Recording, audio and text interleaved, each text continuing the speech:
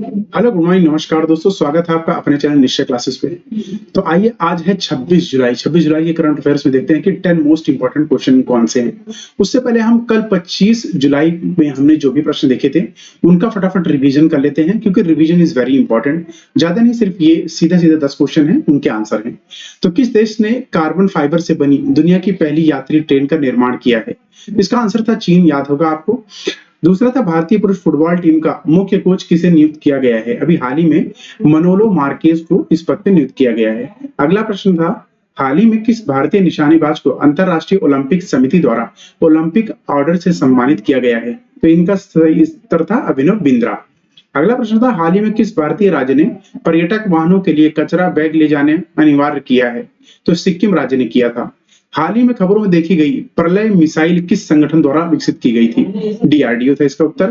किस राज्य ने परियोजना स्वास्थ्य नागरम शुरू किया था? इसका सही उत्तर था तेलंगाना। किस देश के पास 2024 विश्व का सबसे शक्तिशाली पासपोर्ट है? इसका सही उत्तर था सिंगापुर, रैंक 1 पे था, ये ध्यान रखिएगा। 193 देश में इसके साथ आप ट्रैवल कर सकते हो बिना वीजा के। किस देश ने हाल ही में न्यू कैसल रोग के मामले के बाद पशु स्वास्थ्य आपातकाल घोषित किया था? तो इसका सही उत्तर है ब्राजील।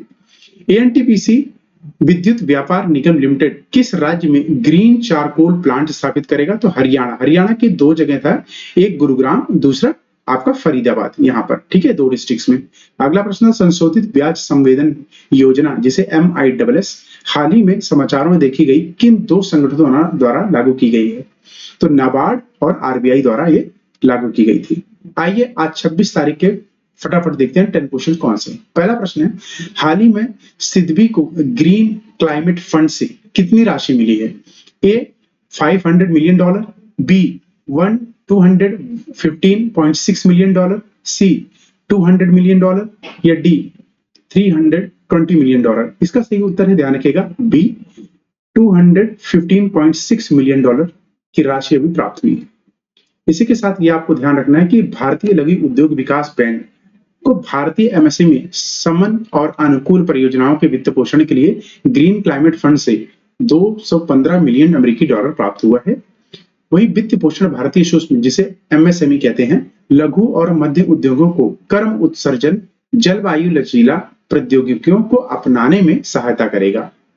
वही सिडबी एमएसएमई के समग्र लाइसेंसिंग और विनियमन के लिए सर्वोच्च निकाय है। वही सीएमडी इसके कौन है? मनोज मित्तल।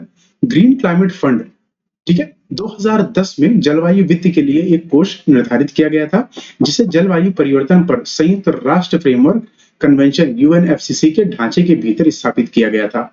इसका उद्देश्य जलवायु परिवर्तन अनुकूल और शमन गतिविधियों के साथ विकासशील देशों की सहायता करना है। यह आपको ध्यान रखना है। आइए अगला प्रश्न देखते हैं। अगला प्रश्न है, पेरिस ओलंपिक उद्घाटन समारोह किस नदी के तट पर आयोजित किया गया? वेरी इंपॉर्टेंट क्वेश्चन है, ध्यान रखिएगा। पहला ऑप्शन है A Seine river, B Rhine river, C Nile river या डी लॉयर रिवर। ध्यान रखिए, इसका सही उत्तर है ए सीन नदी के किनारे इसका आयोजन हुआ है, ठीक है। तो इसका जो ओपनिंग सेरेमनी हुई है। वही अगर बात है रोन रिवर, तो ये भी ध्यान रखिएगा, फ्रांस की बहुत बड़ी नदी है, ठीक है। नाइल रिवर दुनिया की सबसे बड़ी नदी है, ठीक है। इसके साथ आपको ये ध्यान रखना है। वही अगर बात करें अगर हम इसकी लोकेशन की, तो ये देखिए, ये है आपका सीन रिवर, ठीक है। ये आपका सीन रिवर, ये आपका पेरिस है। इस साल ओलंपिक्स का यहीं पर आयोजन हो रहा है। आइए ओलंपिक्स के सारे क्वेश्चन एक बार रिवाइज कर लेते हैं। जैसे अभिनव बिंद्रा को 2024 पेरिस ओलंपिक्स के लिए टॉर्च बीरर के रूप में चुना गया है। पेरिस ओलंपिक्स में भारत की महिला ध्वजवाहक है पीवी सिंधु। पेरिस ओलंपिक में पुरुष ध्वजवाहक है शरद कमल। बिल्किश मीर पेरिस में होने वाले 33वें ग्रीष्मकालीन ओलंपिक्स 2024 में जूरी सदस्य नियुक्त हुई, भारत की पहली है। वही थॉमस बाग अंतरराष्ट्रीय ओलंपिक समिति पेरिस ओलंपिक 2024 के अध्यक्ष हैं। पेरिस ओलंपिक 2024 का मस्कट क्या है? Olympic fridge. देखिए, ये है ओलंपिक फ्रिज, ऐसे दिखता है, ठीक है। नेक्स्ट क्वेश्चन, पेरिस में ग्रेविंग संग्रहालय द्वारा अनुकूलित सोने के सिक्के से किसे सम्मानित किया गया है? Very important question. A Narendra Modi, B Ramcharan, C Shahrukh Khan या डी विराट कोहली। इसका उत्तर है सी, शाहरुख खान को अभी हाल ही में इस सम्मान से नवाजा गया है, आपको ध्यान रखना है, ठीक है। इसी के साथ आपको इसके मोस्ट इंपॉर्टेंट पॉइंट अगर बात करें तो शाहरुख खान पहले भारतीय अभिनेता हैं जिनको नाम पर म्यूजियम में यह सोने का सिक्का रखा जाएगा। वहीं गेरविन संग्रहालय पेरिस में है। ग्रैंड्स बुलियार्ड पर स्थित एक मोम संग्रहालय है, ये आपको ध्यान रखना है, ठीक है। आइए अगला प्रश्न देखते हैं। अगला प्रश्न है, कारगिल विजय दिवस कब मनाया जाता है? 21 जुलाई, बी 26 जुलाई, सी 30 जुलाई या डी 15 जुलाई? तो ध्यान रखिएगा, प्रतिवर्ष 26 जुलाई को कारगिल विजय दिवस मनाया जाता है। अच्छा, इसको क्यों मनाया जाता है आपको पता ही होगा, क्योंकि कारगिल विजय दिवस का हर साल 26 जुलाई को मनाया जाने का इसका सबसे पहला कारण है भारतीय सैनिकों की बहादुरी को हम श्रद्धांजलि देते हैं। क्योंकि आपको पता है 1999 में क्या हुआ था, तो इंडिया और पाकिस्तान का ना कारगिल में वॉर होता है जिसमें हमारे बहुत सारे सैनिक शहीद हो गए थे, ठीक है, उसी की याद में इसको मनाया जाता है। आइए जुलाई के सारे इंपॉर्टेंट डेट्स देख लेते हैं। इसलिए तो 1 जुलाई को हम नेशनल डॉक्टर्स डे मनाते हैं, 6 जुलाई को वर्ल्ड जूनोसिस डे, 10 जुलाई को ग्लोबल एनर्जी इंडिपेंडेंस डे, 11 जुलाई को वर्ल्ड पॉपुलेशन डे, 14 जुलाई को बेस्टिल डे, 15 जुलाई को वर्ल्ड यूथ स्किल डे, 17 जुलाई को world day of international justice, 18 जुलाई को इंटरनेशनल नेल्सन मंडेला डे, 20 जुलाई को इंटरनेशनल चेस डे, 22 जुलाई को नेशनल फ्लैग डे, 26 जुलाई को कारगिल विजय दिवस, 28 जुलाई को वर्ल्ड हेपेटाइटिस डे, 19 जुलाई को international tigers day. Next question अगर देखें तो हाल ही में सी डॉट ने किस संस्थान के साथ cell free 6G access point विकसित करने के लिए समझौता ज्ञापन पर हस्ताक्षर किए हैं? ए डीआरडीओ, बी आईआईटी रुड़की या सी आईआईटी मंडी या डी मिडी? इसका सही उत्तर है बी और सी दोनों। ये ध्यान रखिए, आईआईटी रुड़की और आईआईटी मंडी इन दोनों के साथ अभी हाल ही में डीआरडीओ ने साइन किया है, ठीक है, सॉरी सी डॉट ने साइन किया है 6G सेल फ्री को डेवलप करने के लिए, ठीक है। इसके साथ आपको यह ध्यान देना है कि टेलीमेटिक्स के विकास के लिए केंद्र सी डॉट एक भारत सरकार का स्वामित्व वाली दूरसंचार प्रौद्योगिकी है जो विकास केंद्र बनाया गया है। यह 1984 में डिजिटल एक्सचेंजों को डिजाइन और विकसित करने के प्रारंभिक ज्ञानादेश के साथ स्थापित किया गया था। यह 6G परियोजना आगामी 6G रेडियो एक्सेस नेटवर्क को सक्षम करने के लिए एक्सेस पॉइंट्स विकसित करने पर ध्यान केंद्रित करेगी और इसका उद्देश्य 6G मानवीकरण गतिविधियों में योगदान देना, व्यावसायीकरण को चलाना, बौद्धिक संपदा अधिकार IPR उत्पन्न करना और उभरते 6G परिदृश्य का समर्थन करने के लिए एक कुशल कार्य विकसित करना है।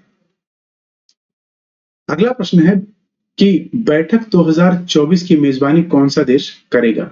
ठीक है, किसकी बात हो रही है? COP29 की बैठक की 2024 की मेजबानी कौन सा देश करेगा? ए अजरबैजान, बी दुबई, सी इंडिया या डी जापान? इसका सही उत्तर ध्यान रखिएगा, ए अजरबैजान इसकी मेजबानी करेगा इस साल, ठीक है। तो इसी के साथ आपको यह ध्यान रखना कि हाल ही में अजरबैजान के COP29 ने हरित परियोजनाओं का समर्थन करने और राष्ट्र को 1.5 डिग्री लक्ष्य को पूरा करने में मदद करने के लिए जीवाश्म ईंधन उत्पादों द्वारा वित्तीय क्लाइमेट फाइनेंस एक्शन फंड की घोषणा की है। यह फंड जीवाश्म ईंधन उत्पादों से विकसनशील देशों में हरित परियोजनाओं का समर्थन करने और सदस्य देशों को 1.5 डिग्री सेल्सियस तापमान लक्ष्य को पूरा करने में मदद करने के लिए जुटाया जाएगा। CFF का उद्देश्य सार्वजनिक और निजी दोनों क्षेत्रों को जुटाना है। CFAF का 50% जलवायु परियोजनाओं के लिए उपयोग किया जाएगा, जिसमें स्वच्छ ऊर्जा, प्रौद्योगिकी और जलवायु लचीलापन शामिल है। शेष 50% अपने राष्ट्रीय स्तर पर निर्धारित योजना, जिसे नेशनली डिटरमाइंड कॉन्ट्रीब्यूशंस कहते हैं, को पूरा करने में राष्ट्र का समर्थन करेगा। वही क्लाइमेट फाइनेंस एक्शन फंड का गठन 2024 में कहा हुआ था? अजरबैजान बाकू, जिसकी कैपिटल है, आपको ध्यान रखना है। इसी के साथ ये मैप जरूर देख ले, अजरबैजान का ये इसकी कैपिटल है बाकू, ठीक है। तो कैसे याद रखेगा? तो रशिया के नीचे ही ये देश है, ठीक है। ये आपका कैस्पियन सी है, ये ईरान है। आइए अगला प्रश्न देखते हैं कि हाल ही में AI मॉडल लामा 3.1 किसने विकसित किया है? ए open AI, B Meta, C Google या डी माइक्रोसॉफ्ट? इसका सही उत्तर है बी, मेटा ने हाल ही में इसको डेवलप किया है।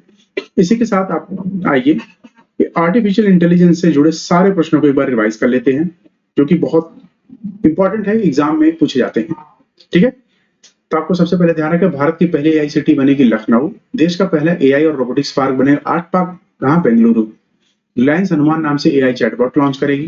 भारत का पहला AI स्कूल तिरुवनंतपुरम। भारत में विश्व के पहले एआई संचालित एंटी ड्रोन सिस्टम को लॉन्च किया, इंद्रजाल नाम है। एआई गॉडफादर कहते हैं जेफरी हिंटन को।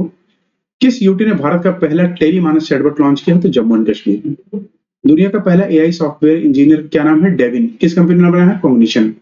एआई सुरक्षा पर पहला शिखर सम्मेलन यूके में ब्लेचले 2023 में हुआ था। एआई सुरक्षा पर दूसरा शिखर सम्मेलन सियोल दक्षिण कोरिया 2024 में। किस एआई ने पीएम मोदी के भाषणों का तमिल में अनुवाद किया था? तो भाषण लाई। एससी ने भी एआई आधारित क्षेत्रीय भाषा अनुवाद उपकरण लॉन्च किया है, उसका नाम है सुहास। ओला ने भारत का पहला एआई मॉडल लॉन्च किया था, कृत्रिम नाम था। जनरेटिव एआई प्लेटफॉर्म टोपाज किसने लॉन्च किया था? इन्फोसिस ने। ओपन एआई किसने बनाया है? Chat GPT. ठीक है, ओपन एआई चैट जीपीटी इन्होंने बनाया है, जिसकी फुल फॉर्म है जीपीटी की जनरेटिव प्री ट्रेन ट्रांसफॉर्मर। पूछ के आता है कई बार। रशिया का एआई है गीगाचैट। किसने एआई ओडेसी प्रोग्राम लॉन्च किया है? तो ध्यान रखिएगा माइक्रोसॉफ्ट ने। शिक्षा में बहुभाषावाद को बढ़ावा देने के लिए किस नाम से एआई आधारित ऐप लॉन्च की जाएगी? अनुवादिनी।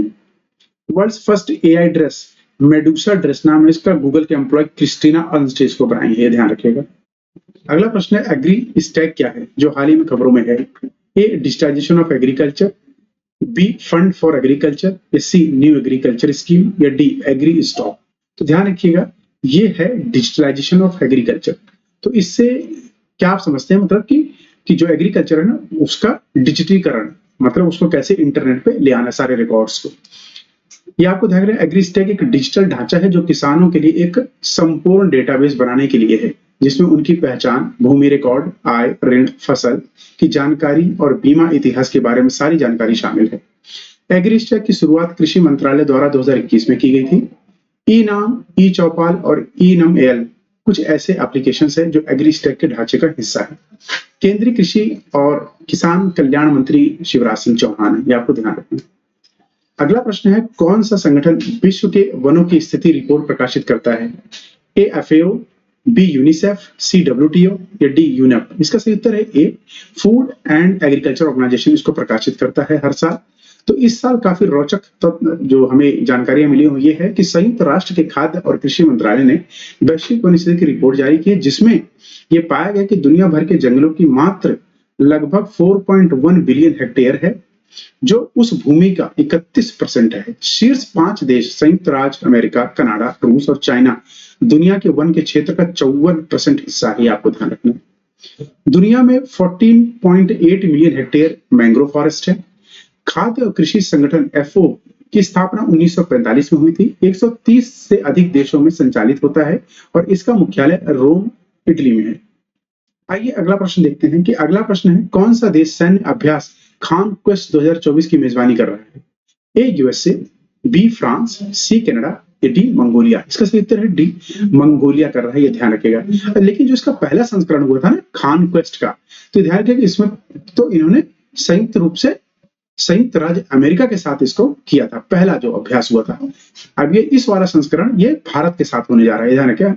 तो मल्टीपल कंट्रीज के साथ ये अभ्यास किया जाता है। आइए इसी के साथ जितने भी सैन्य अभ्यास हैं उनको फटाफट रिवाइज कर लेते हैं। तो ध्यान रखिए कटलास एक्सप्रेस एक्सरसाइज तो 16 कंट्रीज के बीच हुई थी, पोर्ट विक्टोरिया सिचिलीज में इस साल हुई थी। वहीं लेमिटी एक्सरसाइज इंडिया और सिचिलीज के बीच में हुई थी।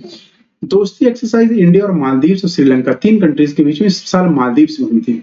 समुद्र लक्ष्मण एक्सरसाइज इंडिया और मालदीव के मलेशिया के बीच में विशाखापट्टनम में हुई थी। सी डिफेंडर एक्सरसाइज इंडिया और यूएसए के बीच में पोर्ट ब्लेयर में हुई थी। Tiger triumph exercise US India के बीच में ईस्ट कोस्ट ऑफ इंडिया में हुई थी। वहीं गगन शक्ति एक्सरसाइज इंडियन एयरफोर्स द्वारा की जाती है। धर्मा गार्जियन एक्सरसाइज भारत और जापान द्वारा राजस्थान में हुई थी। दस्ततिलक एक्सरसाइज भारत और उज्बेकिस्तान में हुई थी। वहीं सागर कवच सेकंड एडिशन थी, सभी समुद्री सुरक्षा एजेंसी इसमें भाग लेती हैं, लक्षद्वीप में हुई थी।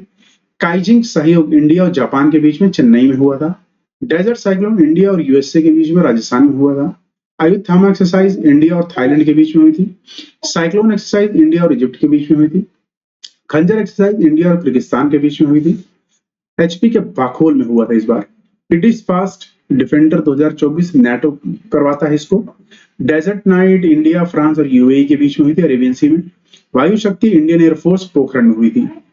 सदा तनसीक अभ्यास इंडिया सऊदी अरेबिया के बीच में राजस्थान में हुई थी। मिलान एक्सरसाइज इंडिया नेवल फोर्सेस में हुई थी। गरुण फ्रांस के साथ इंडिया करता है। वहीं वज्र प्रहार इंडिया यूएसए के साथ करता है।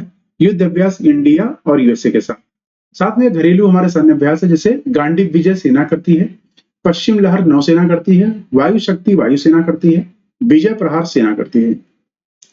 इसी के साथ यह संस्करण पूरा हुआ। आप सभी का धन्यवाद।